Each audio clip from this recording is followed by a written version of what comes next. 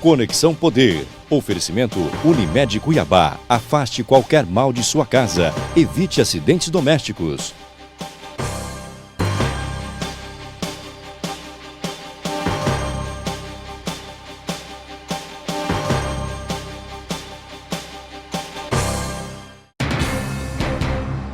Olá, boa noite. Conexão Poder deste domingo recebe o Procurador-Geral de Justiça de Mato Grosso, o promotor Paulo Prado, que pela terceira vez está à frente do Ministério Público. Ele tem a missão de reforçar o combate contra o crime organizado e a corrupção em Mato Grosso. O Ministério Público, aliás, vem tendo atuação muito forte e promete, derrubar a casinha de muita gente. O papo vai ser quente hoje aqui. Fique com a gente, o Conexão Poder está no ar.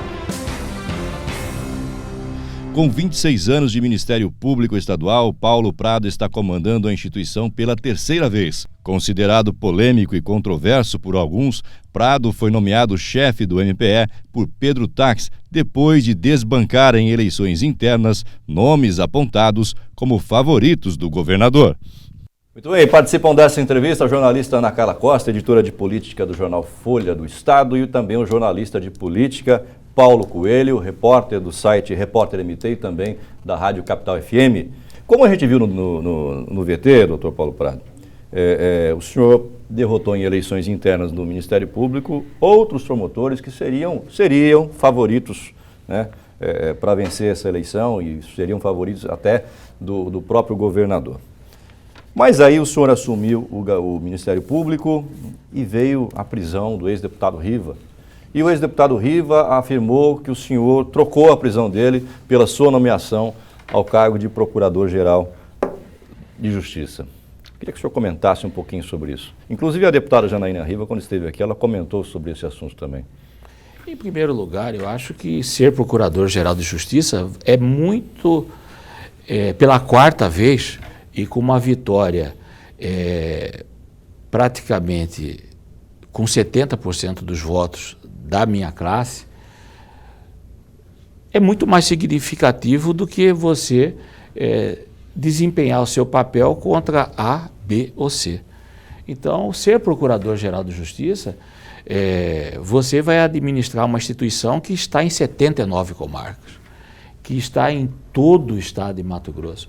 Você vai discutir questões relacionadas a aterros sanitários, você vai discutir questões ligadas ao sistema prisional, você vai discutir, sentar à mesa para falar sobre saúde.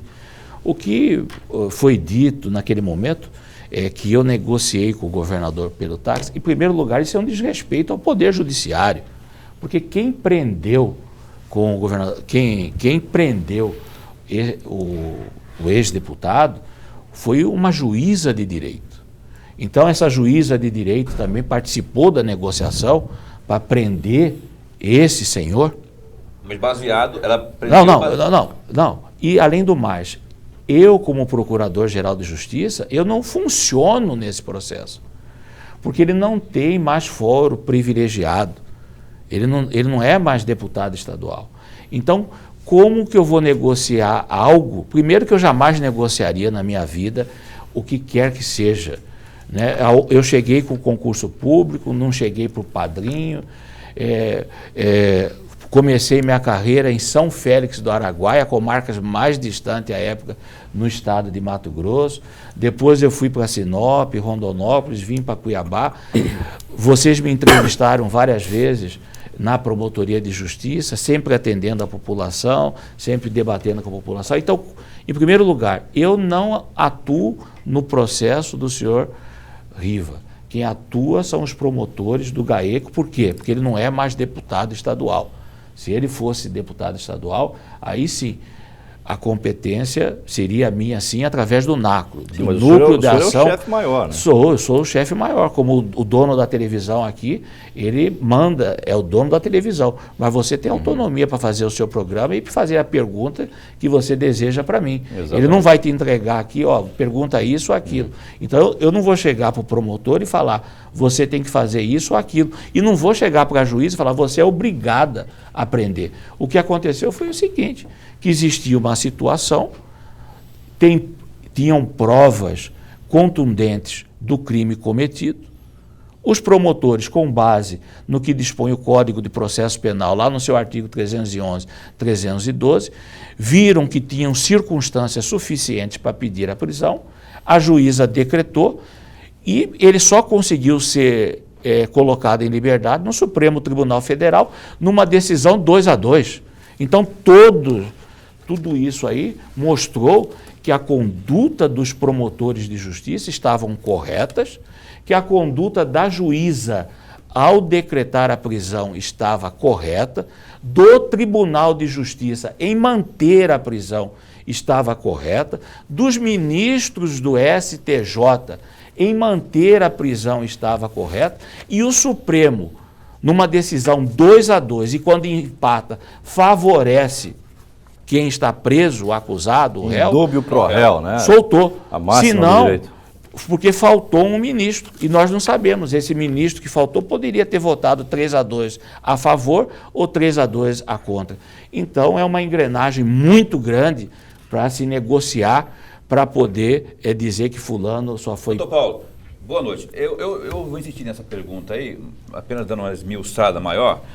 Ninguém desconhece, não é novidade para ninguém, da rivalidade, do clima hostil, pelo menos, que sempre envolveu o governador, que já foi senador, que já foi procurador da República, em relação ao ex-deputado Zé Riva. A pergunta, eu insisto nessa linha, quando o senhor, antes de assumir, né, por mais que eu tenha tido aí a maior parte dos votos lá do Ministério Público, quando o senhor foi assumir, o senhor teve uma conversa com o governador, eu gostaria de saber se houve uma orientação nesse sentido de, eu preciso que essa situação que venha a calhar com o meu governo, com o meu estilo, que é da legalidade, que é o que eu prometi para o meu eleitorado, se isso foi orientado, que tipo de conversa que foi nesse sentido aí, em que pese aí a autonomia que o senhor citou aí do Ministério Público.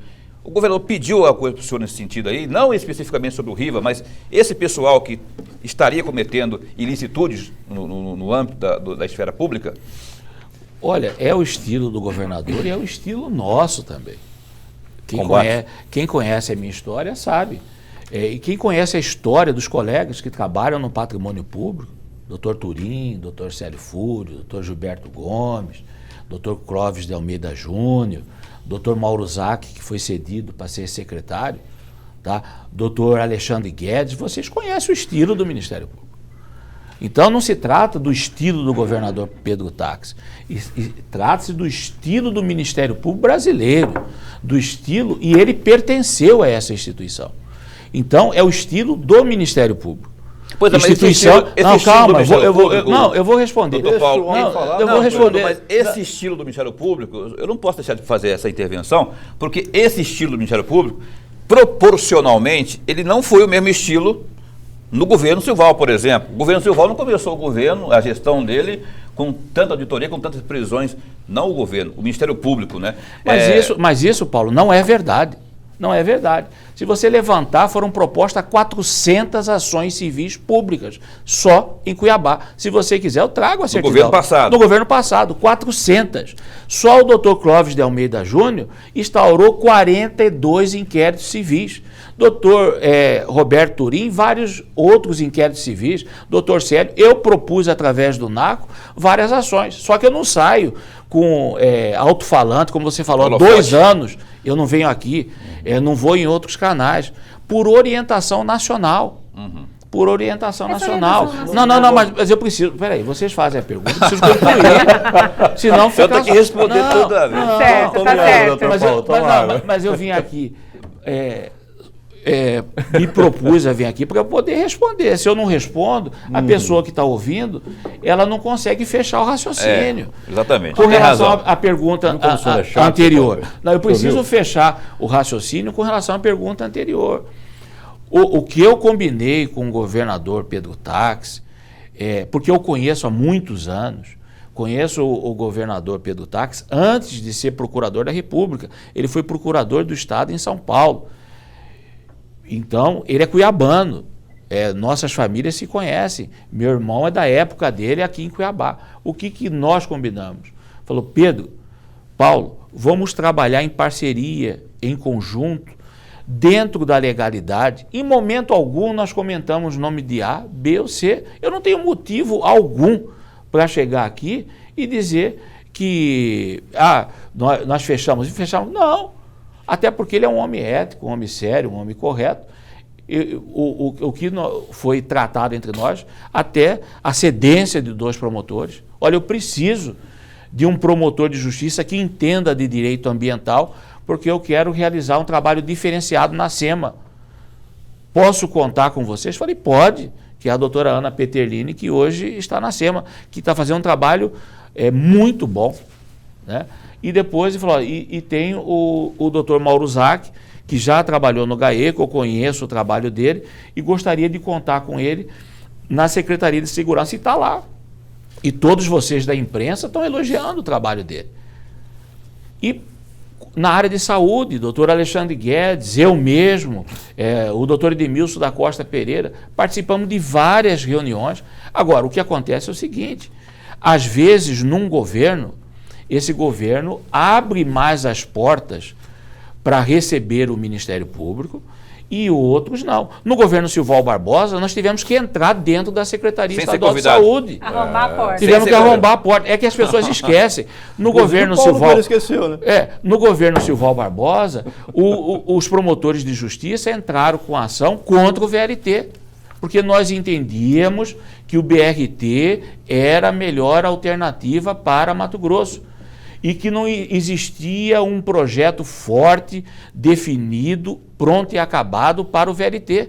E o VLT deu no que deu. E os promotores de justiça entraram e a imprensa nos criticou. O senhor não quer, doutor Paulo, o VLT para Mato Grosso, o senhor não quer para Cuiabá.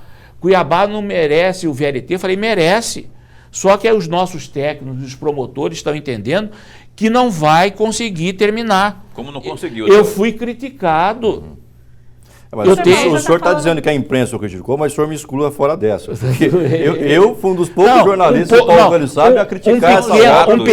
Eu sempre disse que essa obra não ia ficar pronta e assim não vai ficar pronta nunca. Um pequeno segmento. Então, o doutor Paulo Táxi esteve aqui no programa na semana passada, e chefe da Casa Civil, e ele falou que as auditorias, especificamente do VLT, já estão no Ministério Público, estão sendo analisadas pelo Ministério Público, e é um caso de polícia, que pode dar prisão, sim, dos responsáveis por essa obra e as outras obras da Copa também. Como é que está o andamento da avaliação dessas auditorias, e alguém pode ser preso, responsabilizado por esses desmandos que ocorreram com relação às obras da Copa? Olha, o que está acontecendo? Nós estamos fechando essas auditorias e, para você ter uma ideia, são auditorias minuciosas, difíceis de serem feitas, que no governo do Estado, aqui em Mato Grosso, nós não tínhamos o número de técnicos o suficiente para realizá-lo. Tivemos que fazer o que? Uma força-tarefa. Reunir... Só com relação à Copa? Só com relação à Copa. Eu tenho hoje, no nosso centro, no CAOP, na área de contabilidade, para todo o estado de Mato Grosso, 10 contadores, nós temos 2 arquitetos, nós temos 4 engenheiros civis, nós temos auditores, temos promotores, temos assessores jurídicos, debruçados, muitos deles, em questão da Copa, pedindo apoio do CREA, pedindo apoio da Universidade Federal, vamos pedir apoio da Unemat. Por quê? Porque os escritórios de advocacia vão contratar grandes auditorias para rebater. Então nós precisamos das provas robustas, das provas realmente fechadas. Mas já tem um prazo de conclusão? O doutor Clóvis de Almeida Júnior tem cobrado isso da equipe, e ele acredita que nos próximos 90 dias nós devemos fechar todas essas documentações. E a casa de alguém vai cair, doutor? Já tem uma prévia. Minha gente, vamos falar português aqui. A população quer a punição. Mas, meus amigos, vem cá, eu vou chegar num programa de altíssima audiência como o de vocês, e vou falar, olha, nós vamos pedir prisão de A, B ou C. O camarada ir para o exterior. Então, aqueles que não andaram dentro da lei vão ser responsabilizados, e vai o Poder Judiciário analisar na esfera criminal se decreta ou não a prisão, e na esfera civil se recebe a ação civil pública por improbidade ou não. Então daqui 90 dias, então, a gente pode se deparar aí com uma operação do GAECO com relação às obras da Copa. E o patrimônio público, né? Também que os colegas ali estão de forma brilhante, todos eles, trabalhando em cima disso. Por falar em não andar dentro da lei, e também o senhor citou no começo da entrevista aqui a questão do foro privilegiado, relacionado aí ao ex-deputado Zé Riva, essas operações do GAECO que tem havido aí, que, inclusive, que culminou aí com prisão de Riva, o foro privilegiado, se não fosse ele, teria gente mais aí que estaria nessa... Eu sei que tem umas situações que estão sendo investigadas aí no âmbito do Legislativo, por exemplo, envolvendo essas investigações, imperador, mas não sei o quê, agora... Edição extra, né? Ventríloco. Esse é o principal gargalo, a principal barreira que o Ministério Público enfrenta para botar ordem na casa? Olha, deixa eu explicar uma coisa para todos vocês que estão assistindo aqui. Eu não gosto de pessoalizar até contra A, B ou C, porque vocês sabem que amanhã ou depois os advogados pedem uma cópia deste programa aqui, que é um programa muito assistido, e vão arguir a suspeição e o impedimento, porque amanhã ou depois pode aparecer a autoridade com prerrogativa e nós termos que atuar, né? Ou mesmo os colegas que trabalham junto comigo na minha administração nessa situação. Agora, quer queira ou quer não, qualquer investigação onde você envolve altas autoridades, ela é minuciosa, ela é detalhada, porque não é simples você produzir a prova. É diferente, de repente, alguém ser preso porque discutiu numa mesa de bar, sacou um revólver, atirou e matou, onde vários presenciaram. São reuniões... A opção é diferente, né? A opção é diferente. A surdina. São reuniões altamente secretas, são reuniões... Não republicanas. Altamente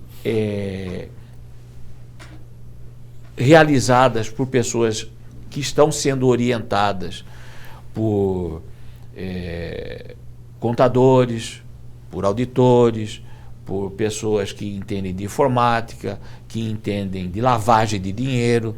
Às vezes o dinheiro é desviado de forma legal, né? Porque o dinheiro vai e volta, né? Então tudo isso, Paulo, não é simples. Não é simples. Vocês estão vendo, assistindo aí a Operação Lava Jato. O quanto está mobilizando o país. Indignando também, né?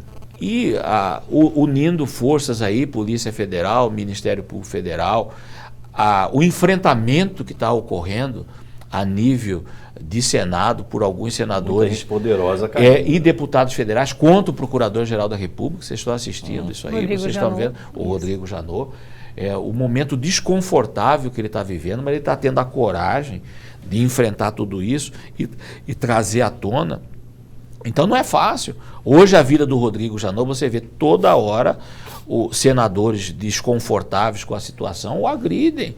Deputados federal não reconduzi-lo publicamente pelos veículos de comunicação. E você vê algum movimento nacional de defesa à conduta do Rodrigo Janot? Você vê no segmento de imprensa algum movimento nacional de indignação da imprensa com a conduta que estão tendo contra o Procurador-Geral da República? Eu não vi. Se você viu, me fale qual veículo de comunicação que fala, olha, o que o doutor Rodrigo Janot está fazendo e a Polícia Federal está fazendo é para o bem do país. Não vamos permitir que o deputado tal, que o senador tal, agora que deve quase 400 mil só de IPVA, que tem só de carros quase 5 milhões, suba no plenário para ameaçar... Você está falando do senador Fernando Collor de Mello, que foi cassado e foi vice-presidente. Esse aí não dá para dar crédito, viu? Não, mas não é só ele que está. Então, o presidente da Câmara, inclusive, o deputado Eduardo Cunha, vem batendo sistematicamente no... Mas eu esperava, Paulo, um movimento de imprensa em defesa do Ministério Público, em Tá defesa do culpando povo muita imprensa, brasileiro. A imprensa é culpada, pô. Não estou dizendo culpado, mas você não esperava, Mas é omissa, André? né? Não Você só da esperava imprensa, você todos não os esperava segmentos da o senhor tem população. razão. Esperava Até População o movimento como que vai todo, para as ruas, que vai pra né? civil Deveria- organizada. Sociedade civil organizada, ou o doutor Rodrigo Janot hoje corre o risco de não ser reconduzido. Mas assim, mas o senhor não respondeu a minha pergunta. Qual delas que eu não respondi? A última, a mais recente. Qual pelo que menos, foi a mais recente? Sobre o foro privilegiado. Ainda que sobre... Atrapalha, Não, aí- claro que sim, atrapalha. agora claro, sim. e claro Tem que atrapalhado no estado de Mato Grosso? Atrapalha no Brasil todo. Eu citei Rodrigo Janot para responder a pergunta para você de uma forma sofisticada e inteligente. entendi. Que você é sofisticado e inteligente. Obrigado então, pela grande exige parte que de me mim- toca. Mas no Se estado de você Mato não Grosso tem sentiu, havido isso? você não está sentindo que é difícil? É difícil. Então, se para o Rodrigo Janot, o homem mais forte do Ministério Público, é difícil, imagina aqui em Mato Grosso se não é difícil. Paulo Claro Prado. que é difícil. Mas, doutor Claro que é Paulo, o difícil. Ministério Público também é acusado por vários setores da sociedade, inclusive da classe política, da imprensa, pelos excessos, né? Em alguns excessos, em alguns casos. Existe, e o senhor falou em uma orientação nacional, até para evitar imprensa... Os excessos. Né? E aí, para não provocar esse tipo de reação que possa ser o julgamento com relação a esses excessos. Qual é essa orientação? Por que ela surgiu? Por que evitar a imprensa em operações importantes, né, e se comunicar com a imprensa, às vezes, só por nota e não por coletivas como era feito anteriormente? É para evitar essas críticas? É para evitar a utilização política dessas operações, né? Vamos lá. Com relação aos excessos? Não trata-se de evitar a imprensa. Trata-se de evitar o excesso junto a vocês da imprensa. Estavam tendo isso? Não, isso é recomendação nacional. Para evitar, mas teve. Existem em todos os segmentos, a imprensa é uma grande aliada do Ministério Público. Vocês são parceiros, companheiros, né?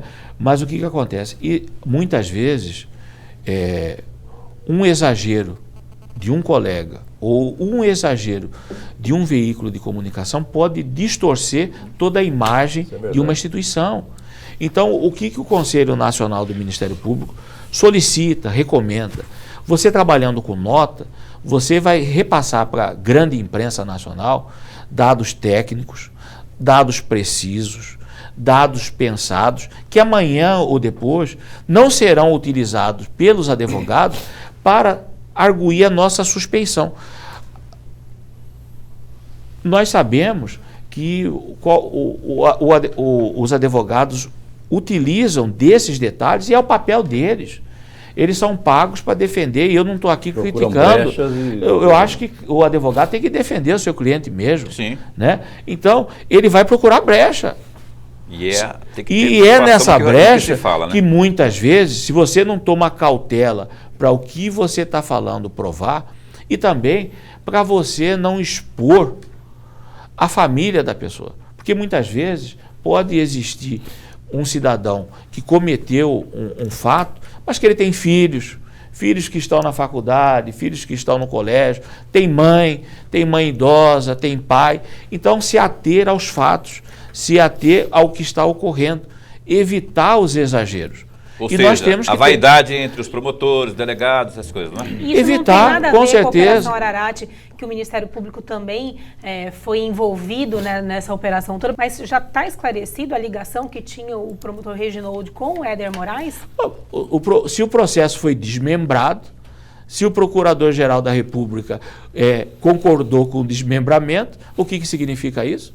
Que não tem nenhuma relação do Dr. Marcos... Mesmo as escutas telefônicas mostrando Mas que escuta telefônica? Ele conversando, ele estava trazendo o senhor Éder Moraes para produzir todas essas provas que o Ministério Público Federal utilizou, que nós utilizamos e que está mantendo ele na cadeia até hoje. Mas com a Polícia Federal na casa do Éder, ele teria ligado para o promotor? Claro, ligou porque o quê? Existia... Pô, me ajuda aí, né? Meus amigos, a gente não pode ser ingênuo, nem amador, para achar que com a lei hoje permite até infiltração. Hoje, era o caso do Reginaldo? Não, espera aí, eu vou participar de um programa. É uma pergunta. Não, espera aí, mas eu vou participar de um programa, onde nesse programa existe um respeito entre nós para eu poder responder, ou vocês querem aqui massacrar o Marco Reginaldo? Se vocês querem massacrar o Marco Reginaldo, eu convido. Não, mas o que nós queremos esclarecer? Houve um desmembramento. Se houve um desmembramento, o que o Ministério Público Federal não há ligação. porque concordou com o desmembramento. Senão não teria sido desmembrado. Tanto é que o doutor Marco Reginoldi, todos vocês da imprensa sabem, que conhecem, foi ele que levou toda essa documentação, ele foi ouvido no patrimônio público, ele foi ouvido na nossa corregedoria, ele que conseguiu. Agora, uma pessoa que ele está conversando, está dialogando, porque essa pessoa quer realizar a delação premiada, essa pessoa procura o Ministério Público, ele vai conversar com ele, oi excelência, oi doutor, oi autoridade. Não existe isso. Entendi. Bom, não existe isso nem nesse diálogo que nós estamos tendo, quanto mais doutor Paulo Prado, onde você, no momento que o Toffoli decretou o desmembramento, ele disse o seguinte, não há a interligação. Doutor Paulo Prado, nós precisamos fazer um intervalo. Eu queria tocar num assunto antes, para deixar para o bloco posterior. O senhor chegou a citar a procuradora da República, Vanessa Scarmagnani, dada aquela declaração que ela envolveu a MP, e o senhor ficou bastante nervoso na época. Queria que o senhor tocasse nesse assunto no próximo bloco. Não sai daí, daqui a pouquinho voltamos então com o Procurador-Geral de Justiça de Mato Grosso, doutor Paulo Prado. Instante só, até já.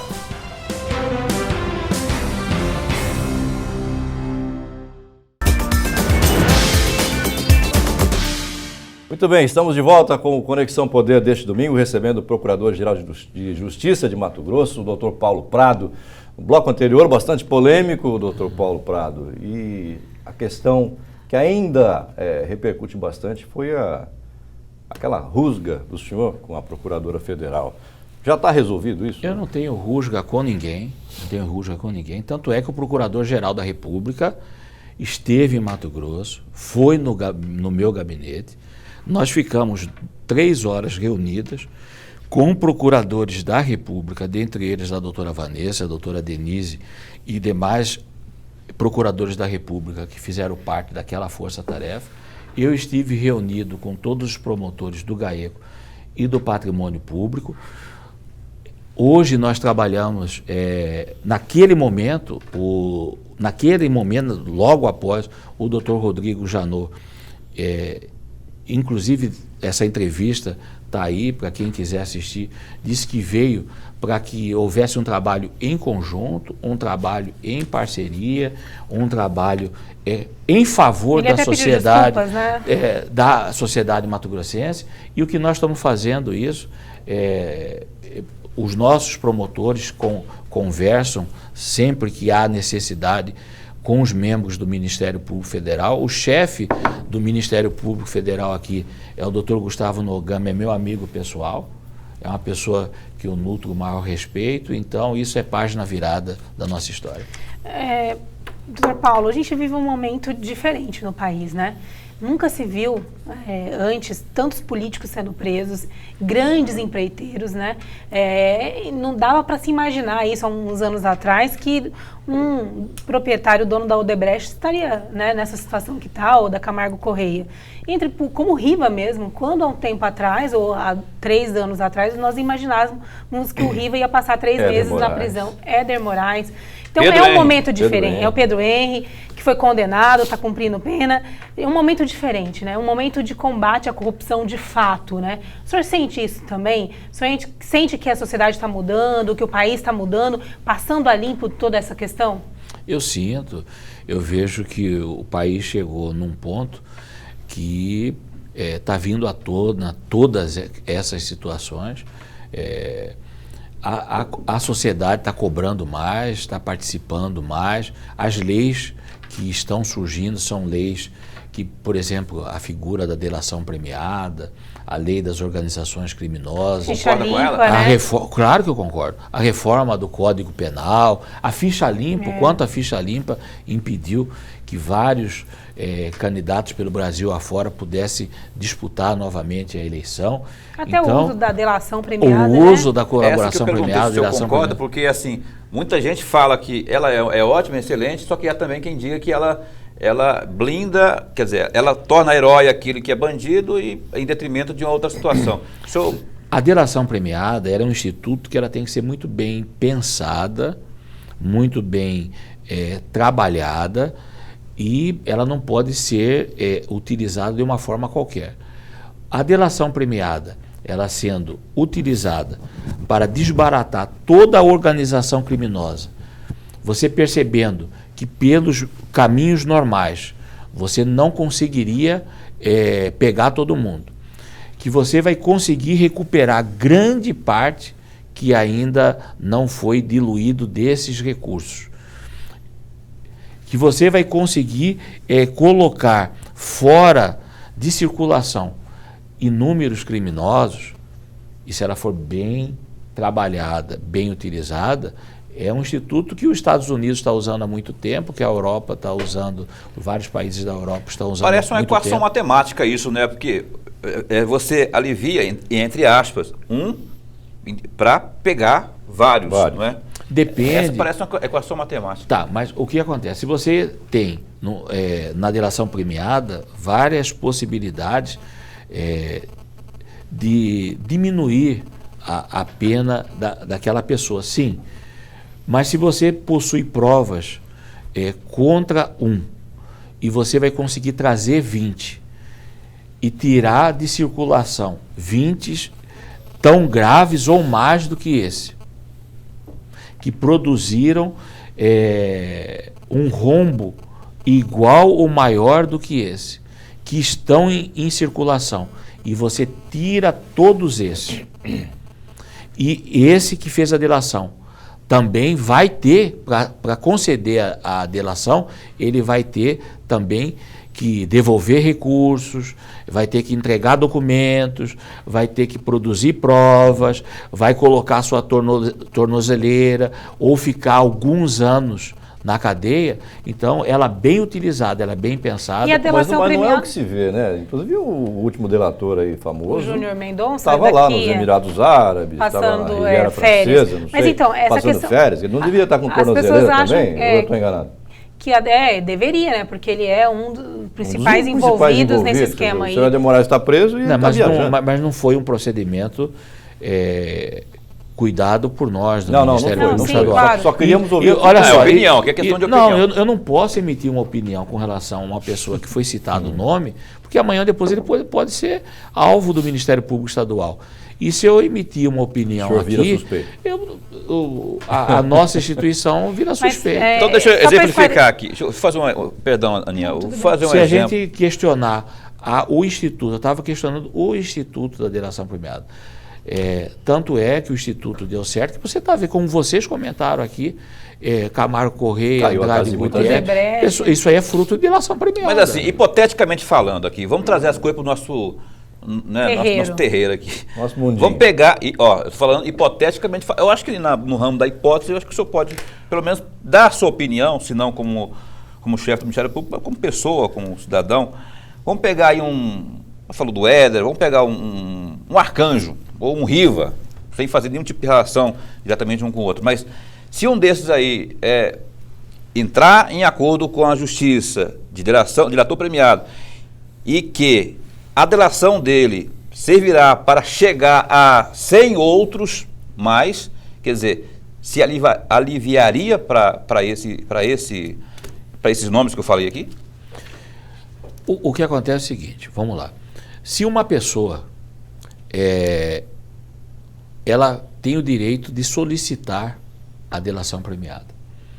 Essa delação premiada vai ser avaliada, tá, se ela preenche aqueles requisitos legais. Tá? E ela depois tem que ser homologada pelo magistrado. Então, para você averiguar a delação premiada, esse alguém, tá, seja Manuel, João, Joaquim, Maria, tem que trazer para você coisas que você não tenha. Ou se você sabe, não tem como provar. Provas ou caminhos para chegar até tem que trazer elas, documentos, né? Tem que trazer provas, tem que trazer documentos. Não pode trazer, olha, aconteceu isso. Eu vou lá, acuso fulano, né? Ué, e aí... porque não pode ser usado também como um instituto. Alguns professores estão escrevendo, e eu concordo plenamente com eles, que você tem que tomar um cuidado muito grande com a delação premiada para ela não virar um instituto de vingança. De repente, alguém aqui não gosta do Paulo, o Paulo fez uma entrevista doída contra ele, e ele chega e acusa o Paulo, ou eu, ou você, ou qualquer um de nós. Então, na hora da delação premiada, a pessoa tem que trazer provas, documentos contundentes. Fulano também levou. Quanto que ele levou, como que você pagou, em qual conta que você depositou, foi no Brasil, foi fora do Brasil, qual a intensidade desse dano. Mas, tá? doutor, só uma dúvida. Quando o delator é o principal líder ou a pessoa que comanda algum esquema de corrupção, no caso do Riva especificamente, sei que o senhor não gosta de individualizar, mas no caso do Riva, ele pode ser delator? Porque ele vai delatar ele mesmo, o esquema liderado por ele, supostamente comandado por ele? Eu não sei, porque eu não... Mas é um exemplo, a gente pode citar de forma genérica também. Eu não quero citar um exemplo. Eu acho que qualquer cidadão acusado pode ser delator, desde que ele traga criminosos com a mesma intensidade ou maior que a dele, ou que tenham produzido um dano igual ou superior ao dele, que tenha sido algo igual ou mais nefasto para a coletividade do que o produzido por ele. E não quero aqui ligar a esse nome que foi citado. Não, sim. Tá? Eu estou dizendo de uma forma doutrinária, conceitual, jurídica. Tá? Em hipótese alguma, porque eu respeito eticamente todos os cidadãos. O Ministério Público trabalha contra os fatos, não contra as pessoas. Senão, vira um duelo. E não é isso que nós queremos, não é isso que a sociedade quer. O que a sociedade quer é que você combata os fatos.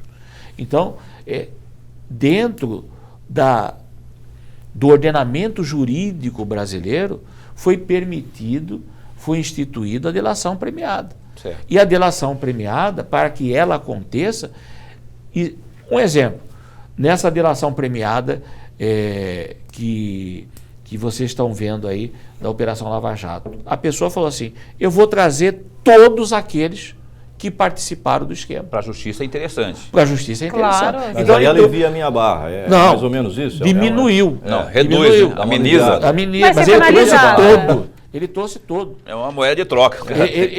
Ele trouxe todo aquele pessoal que estava sangrando o país. E se não fosse isso também a gente nunca dificilmente chegaria. Minha opinião pessoal, isso vai acabar onde?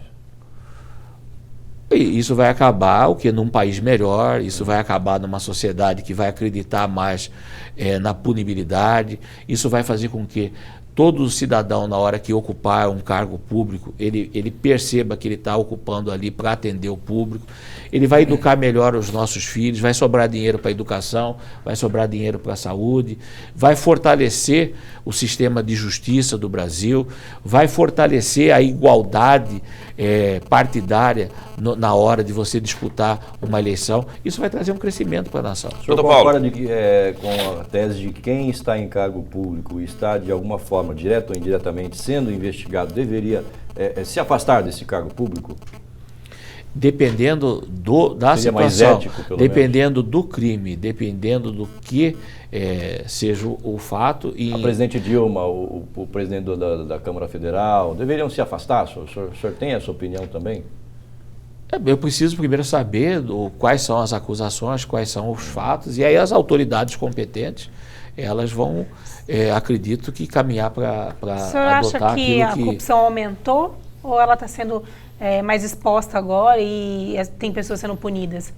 Eu acho que, em razão de todos esses ordenamentos jurídicos, em razão da própria lei de transparência, em razão da própria delação, em razão da ficha limpa, do novo Código Penal em discussão, e vocês da imprensa realizando vários colegas de vocês com o jornalismo investigativo, as coisas estão aparecendo mais e vindo à tona nesse país. Doutor Paulo, o senhor acha que, eu queria saber a opinião mesmo do senhor de homem público, não viraria aí a gente não está vivendo aí uma espécie de saco sem fundo, quando você tem aí todo esse trabalho feito pelo Ministério Público, aqui no estado de Mato Grosso, GAECO, prendendo gente, aí daqui a pouco vem o André Michels, a Ana, o Paulo, e vota no ano eleitoral vota Nos mesmos casos.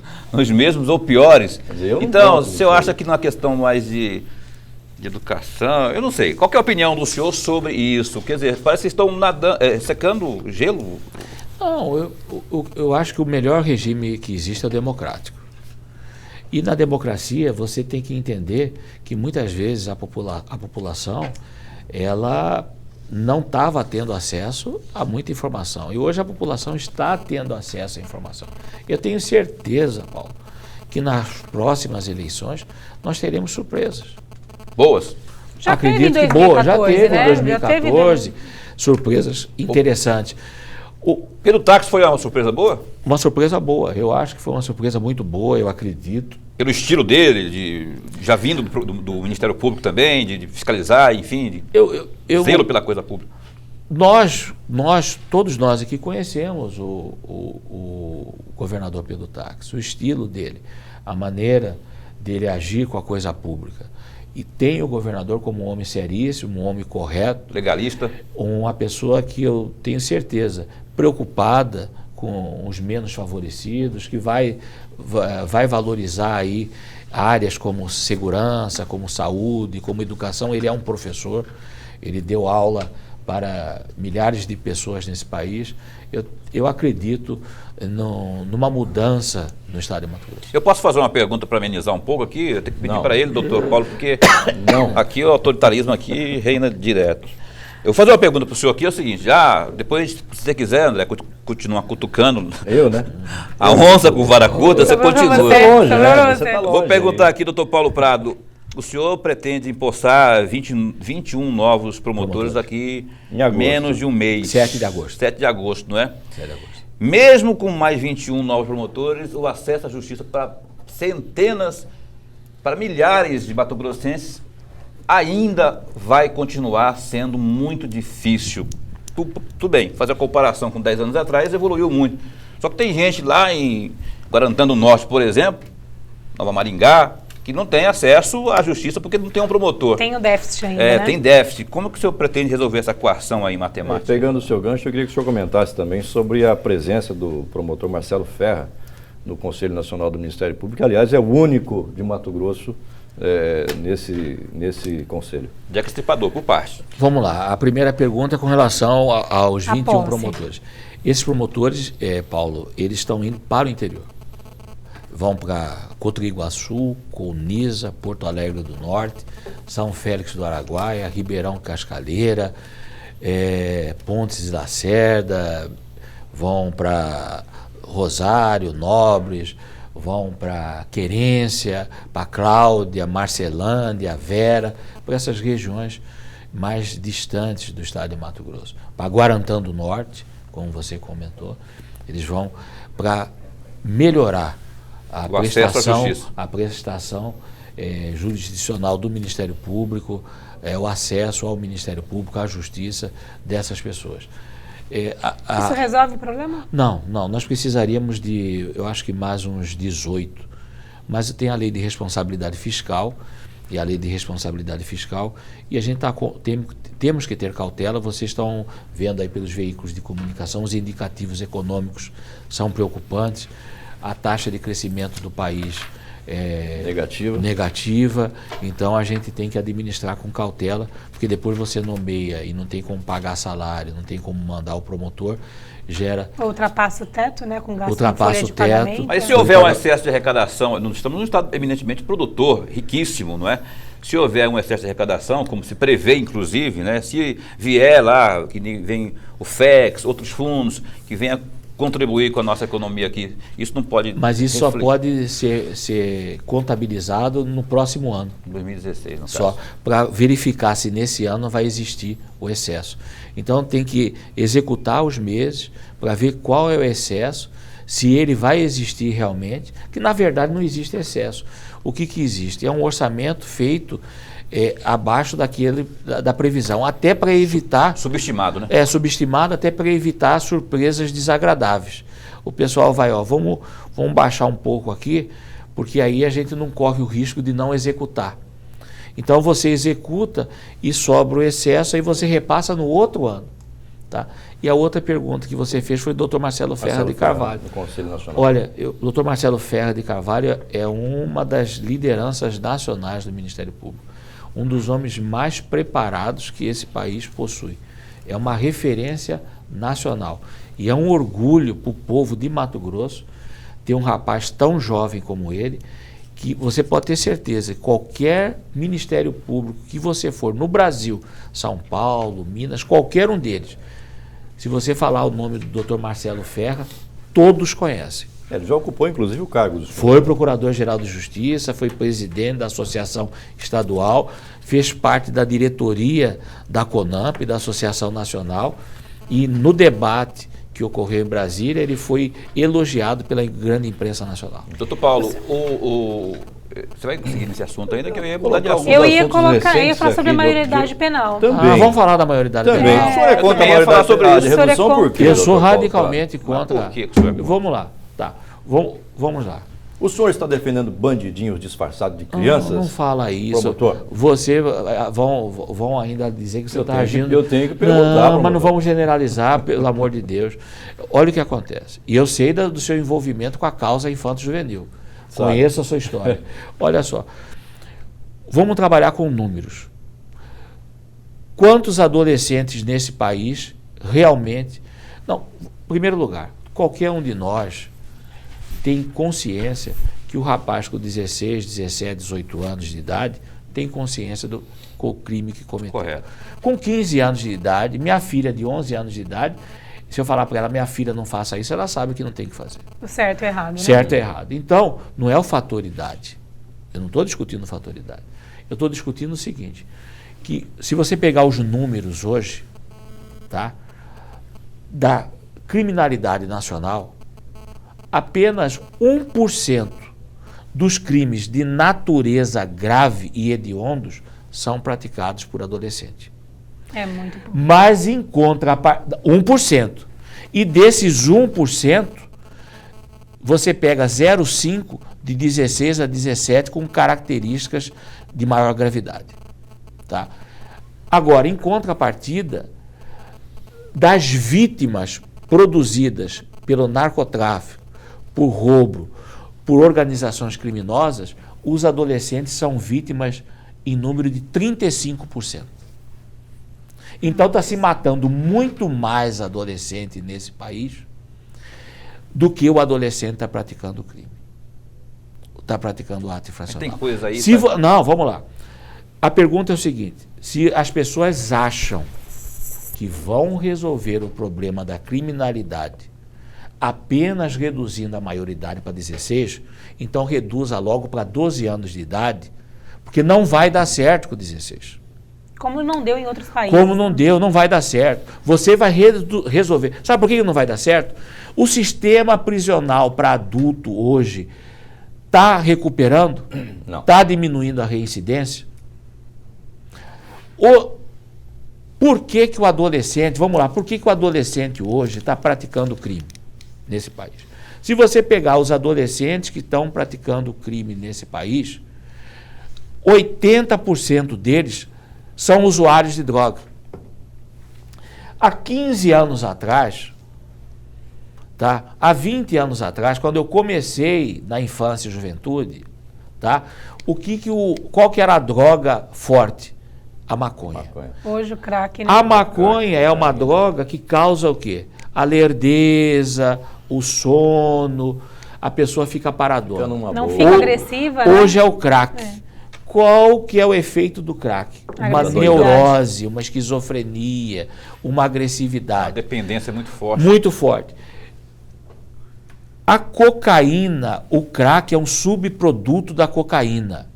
70%. Isso são informações da própria Polícia Federal, da ABIN. 70% da cocaína que entra no Brasil, que o crack é um subproduto da cocaína, entra pela fronteira mato-grossense com a Bolívia.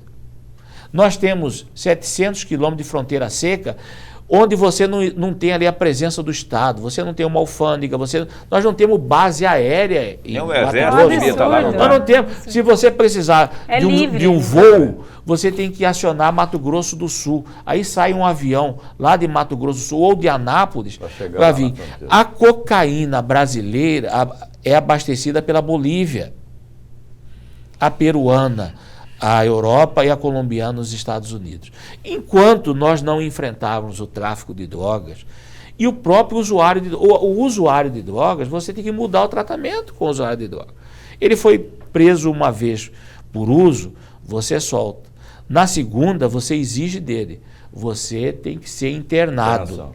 Mas não tem um aparelho público para fazer então, isso. Se nós não conseguimos fazer isso com um adulto, nós vamos conseguir fazer isso jogando adolescente. Você vai aqui na Avenida do CPA, aqui, ó, você vê de menores ali. Por isso, Cracolândia, perto da rodoviária. Nosso tempo está quase esgotado, doutor, mas permita-me colocar também uma questão sobre essa situação da maioridade. Eu acho, particularmente, que o foco está errado. Não é reduzir a maioridade. O que tem que ser discutido é o que acontece com esse menor quando ele faz 18 anos. Né? Porque o cara mata, rouba, estupra, vai para o Palmeirinho ou para qualquer outra instituição, quando ele faz 18 anos, a ficha dele está limpa. Eu acho que com isso deveria preparado acabar. até chegar aos 18 anos. Mas é uma questão social mas também, isso né? deveria acabar, limpar a ficha do cidadão. Não adianta reduzir a maioridade. Tem que ter a punição a partir do que ele fez 18 anos, continua a pena. Eu vou dizer uma coisa. E a ficha não fica limpa. Acho que isso talvez pudesse resolver. Se eles querem, opinião minha. Se eles querem mexer com a questão do... É muito simples. Pega o Estatuto da Criança e Adolescente, que prevê a internação até 3 anos, e coloca lá logo 10 anos lá de internação. E não limpa a ficha. E aí, não é questão de limpar a ficha ou deixar de não limpar a ficha. A pessoa tem que pagar pelo aquilo que fez. Ele não pode ser eternamente maculado como criminoso. Eu conheço adolescentes, tá? Como conheço adultos, que praticaram o crime, cumpriram sua pena e saíram de lá modificados. E conheço pessoas que não saíram modificados. Nós temos que trabalhar enquanto pessoas que acreditam em Deus na possibilidade do ser humano crescer, no ser humano recuperar. Eu sou um membro, o Ministério Público é uma instituição que, como vocês falam, todo mundo fala, quer ver o indivíduo preso. Tá, mas ele tem que ter o direito de cumprir a pena dele e falar, eu sou um novo homem, eu sou uma nova mulher. Eu lá no sistema prisional me mostraram que aquele homem que praticou aquele crime ficou no passado. O cara e hoje eu quero colaborar. O sistema prisional hoje não... Então, aí, ajuda, né? se a gente não consegue, nos dias de hoje, proporcionar isso, como que nós vamos querer, sem corrigir essa falha, reduzir a maioridade achando que nós vamos resolver a criminalidade? Promotor Paulo Prado, nosso tempo está, explodiu. Mais estourado do que algumas operações aí. Algumas casas que estão caindo e ainda vão cair, se Deus quiser. Eu queria entregar para o senhor uma lembrança aqui do nosso programa. Se o Gaeco quiser também. Não é prova, isso não é prova contra o Gaeco. Tá? Aliás, a favor do Gaeco. Se Deus e se o Gaeco quiserem. Tá bom.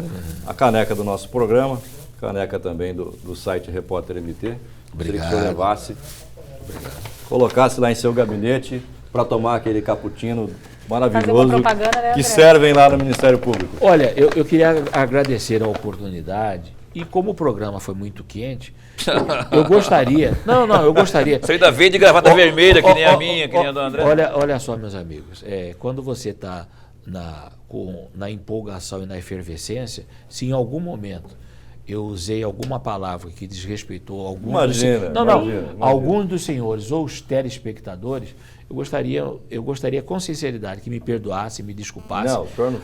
Mas é importante eu registrar, porque às vezes eu primo muito pela elegância e pelo respeito e pela ética.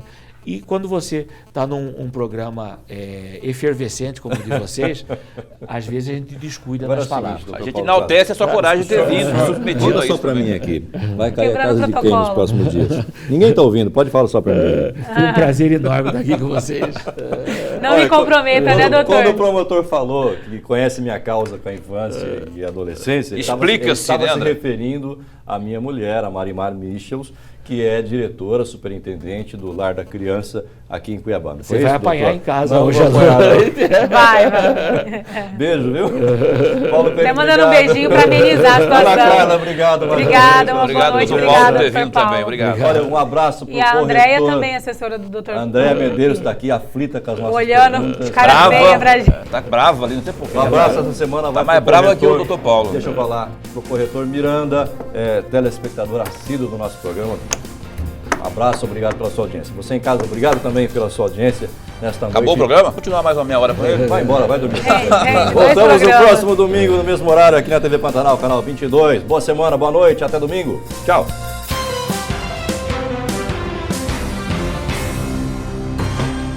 Conexão Poder. Oferecimento Unimed Cuiabá. Afaste qualquer mal de sua casa. Evite acidentes domésticos.